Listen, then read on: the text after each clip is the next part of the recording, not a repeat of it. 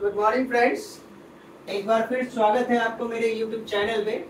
मैं हूं विकी और ये वेक्टर का हम तीसरा क्लास आज लेने जा रहे हैं। तो इसके पहले हम दो क्लास लिए हैं, जिसमें आपको फर्स्ट क्लास में आपको बताया गया कि वेक्टर यानी सदिश और अदिश किसे कहते हैं, दोनों में क्या अंतर है। और उसके बाद अभी हम बात कर रहे हैं टाइप्स ऑफ वेक्टर की। और इस टाइप्स ऑफ वेक्टर में कल हम आपको कुछ टाइप्स बताए थे, 4-5 टाइप बता दिए हैं। तो आज उससे आगे बात करते हैं। और समांतर सदिश तक कल हो गया था। आज हम लोग बात करेंगे समतलीय सदिश के बारे में। ठीक है।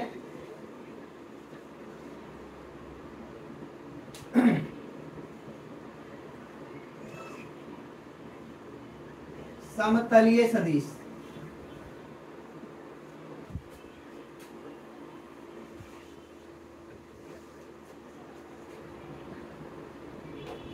Coplanar vector.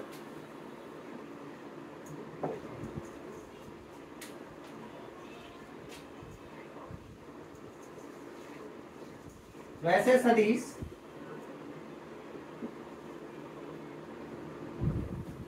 जो एक ही समतल में हो,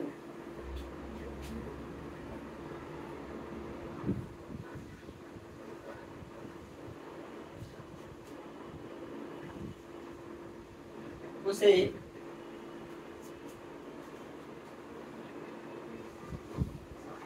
समतलीय सदिश कहते हैं।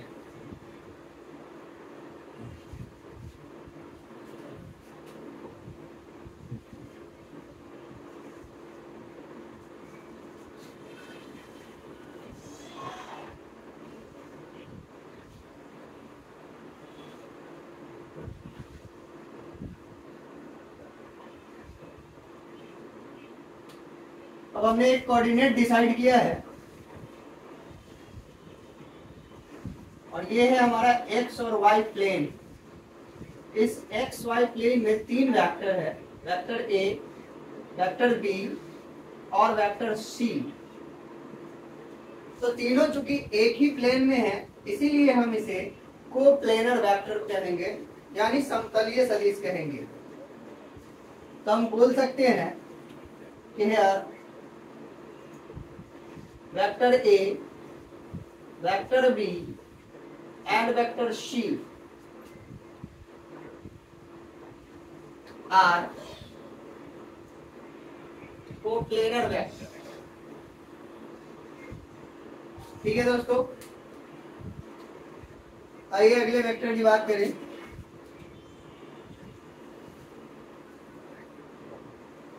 असमतलीय सदिश।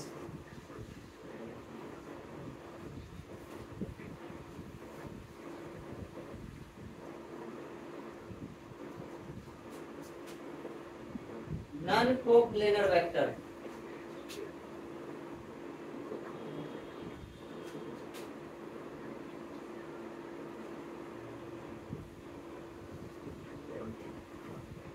नॉन कोप्लेनर वेक्टर असमतलीय सदिश वैसे सदिश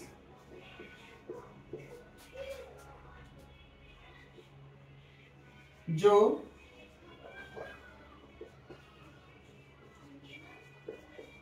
अलग अलग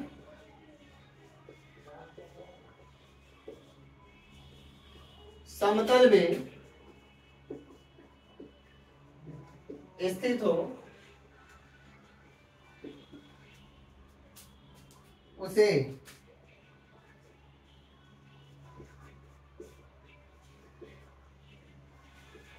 असमतलीय